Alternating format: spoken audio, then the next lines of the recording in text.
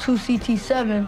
I'll do that. And he handed it to us, and we just went boop, boop. I don't feel anything. World around you. It's clear. But there's messages in every game.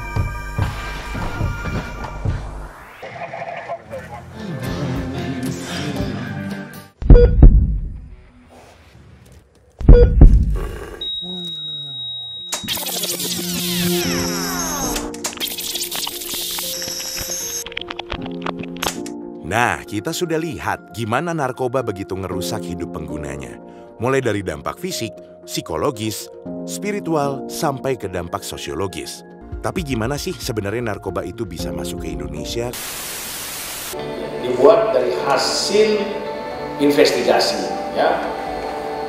Baik mereka dari Iran, kemudian dari Myanmar, atau dari Thailand, ya, lewat laut, ya, atau langsung dari China, dari Hong Kong, lewat laut, atau dari Iran, itu masuk ke tempat kita,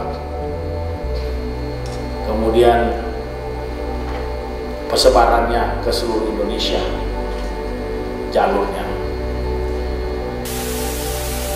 Kalau kita lihat angka prevalensi ini, Sumatera Utara paling dominan, ya, yang ada. Kemudian nomor 2 itu ada di Sumatera Selatan. Nomor 3 DKI Jakarta. Untuk layanan rehabilitasi baru 10.5 di Indonesia, 10,5. Lalu, gimana sih caranya menangani kasus narkoba yang semakin hari semakin bertambah? Segala penanganan kasus narkotika dilandasi Undang-Undang Nomor 35 Tahun 2009. Undang-undang ini telah mengatur sanksi-sanksi pidana bagi siapa saja yang melanggar. Bagi orang yang memproduksi atau mengedarkan, tentu sanksi hukumannya lebih berat daripada orang yang menggunakan saja. Khusus untuk pengguna akan ada penanganan khusus, yaitu rehabilitasi. Rehabilitasi adalah serangkaian upaya pemulihan bagi pengguna narkoba yang dilakukan secara berkelanjutan. Yang jadi pertanyaan, susah nggak sih untuk mendapatkan layanan rehabilitasi? Oh, tidak bosku. No. Malah sebaliknya, gampang banget. Langsung datang saja ke klinik BNNP atau BNNK terdekat. Di sana, pengguna narkoba akan dilayani oleh petugas untuk melakukan penerimaan awal supaya bisa diketahui permasalahan dan kebutuhan layanan rehabilitasinya. Apakah perlu rehabilitasi rawat inap atau rawat jalan? Dan satu lagi, program rehabilitasi dari BNN ini gratis loh. Nah, sekarang kita bahas tentang tahapan program rehabilitasinya. Pertama, pecandu narkoba akan mendapatkan rehabilitasi medis untuk menghilangkan efek penggunaan narkoba secara fisik. Kedua, mereka akan mendapatkan rehabilitasi sosial untuk menghilangkan efek penggunaan narkoba secara psikis dan sosial. Lalu yang terakhir, pecandu akan mendapatkan program pasca rehabilitasi, yaitu pendampingan untuk kembali ke masyarakat dan pencegahan jika mereka kambuh. BNN juga menjamin kerahasiaan identitas pasien dan tidak akan dipidanakan ketika mengikuti layanan rehabilitasi. Ulah hari wang pokoknya mah. Oke, setelah bahas rehabilitasi, sekarang kita bahas penanganan narkoba melalui regulasi hukum.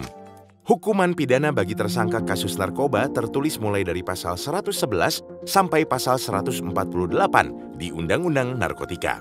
Pasal 127 menyebutkan setiap penyalahguna narkotika dapat dikenakan sanksi pidana penjara antara 1 sampai 4 tahun. Tapi kalau dia terbukti hanya sebagai korban, dia wajib menjalani rehab medis dan rehab sosial.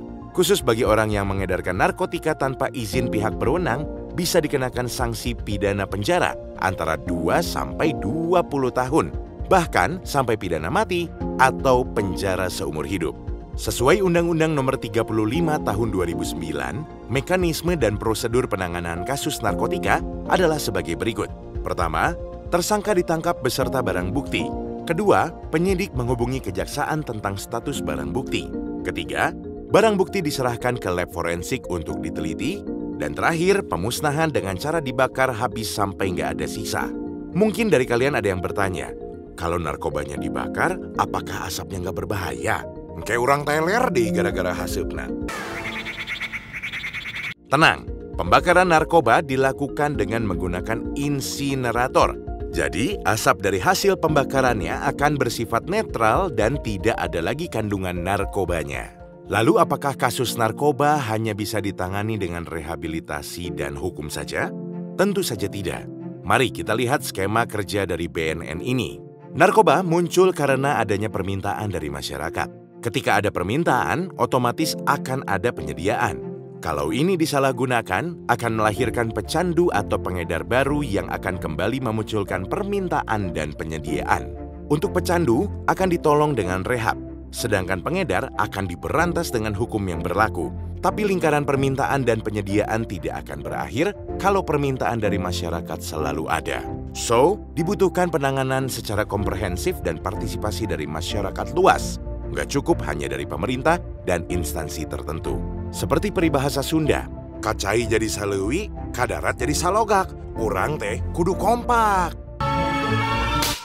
Bagaimana masyarakat dapat membantu menangani kasus narkoba ini? Menurut hasil penelitian UNODC, unit terkecil dari masyarakat yaitu keluarga dihitung sebagai tolok ukur keberhasilan. Selain itu juga, keluarga adalah lingkungan pertama di mana seorang anak dapat bertumbuh. Kalau anak itu tumbuh dalam keluarga yang sehat, resiko dia pakai narkoba menjadi kecil. Karena itu, pada tahun 2021 ini, BNN akan fokus mencegah pengedaran narkoba mulai dari ruang lingkup keluarga dan sekolah supaya dapat mengurangi permintaan dan penyediaan narkoba serta mengurangi kerusakan diri terhadap narkoba. Hayu kita sama-sama edukasi dini mengenai narkoba. Salam sehat tanpa narkoba.